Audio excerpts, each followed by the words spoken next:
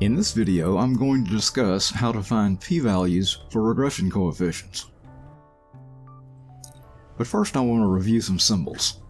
The formula at the top is the population regression model. The symbols in the model are population parameters. Beta 0 is usually called beta naught, so you would read this as y equals beta naught plus beta 1 times x plus the error term. Beta naught is the intercept, beta 1 is the slope, and the error term is assumed to be random data from a normal distribution. The formula on the bottom is the sample regression equation.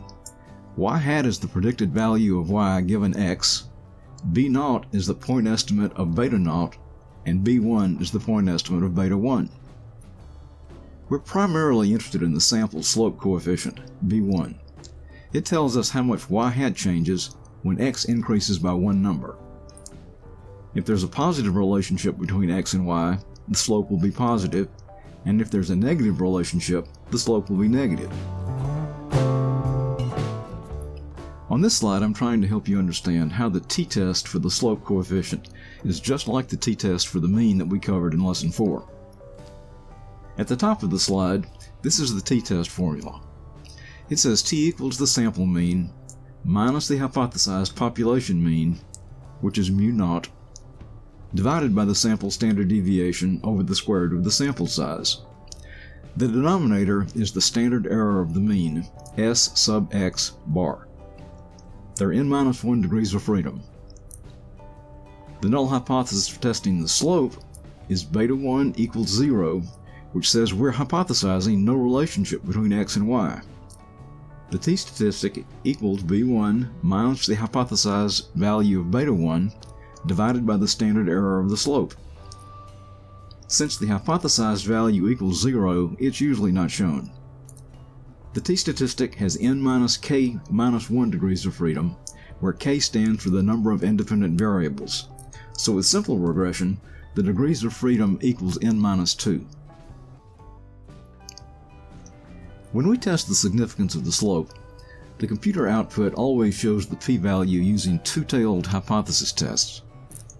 The null is that beta 1 equals 0, no relationship, and the alternative is that beta 1 does not equal 0. In practice, we may be interested in knowing whether the relationship is positive or negative, so the p-value shown on the output, which is a two-tailed p-value, may not be correct. This all depends on what questions we're trying to answer.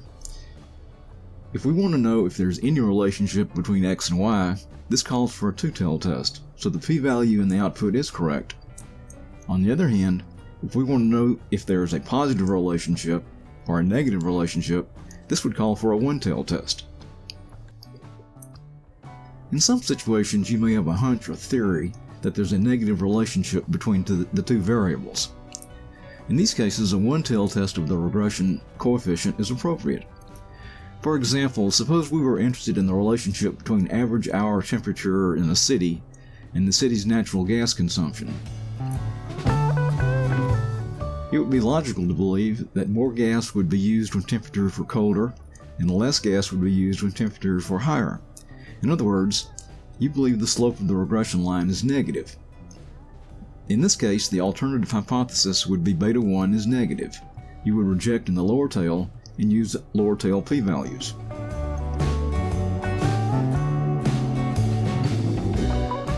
In other cases, you may think there is a positive relationship. Suppose a company sells and services copying machines. To understand how much time it takes to perform routine service, the company collected data for a sample of service calls. The data contained the number of copiers at each site, this is the independent variable, and the number of minutes of labor required, which is the dependent variable. The company believes there's a positive relationship between the variables. The alternative hypothesis is beta 1 is positive, and a one-tail test should be used. The rejection region is in the upper tail, and an upper tail p-value is used. If you don't have a specific theory about the nature of the relationship between two variables, you may simply want to find out if there's any relationship at all. For example, you may want to take a sample of your customers and analyze the relationship between annual revenue per customer and the customer's age.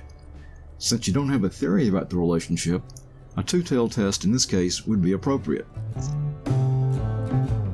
This slide shows part of the regression output from R. The slope coefficient is 1.333, the standard error of the slope is 0.291, and the slope divided by the standard error is the t-value of 4.583. The two-tailed p-value is 0.00254. If you wanted to find a one-tailed p-value, you can simply divide the two-tailed p-value by 2. This is shown on the bottom part of the slide. The one-tailed p-value is 0.00127.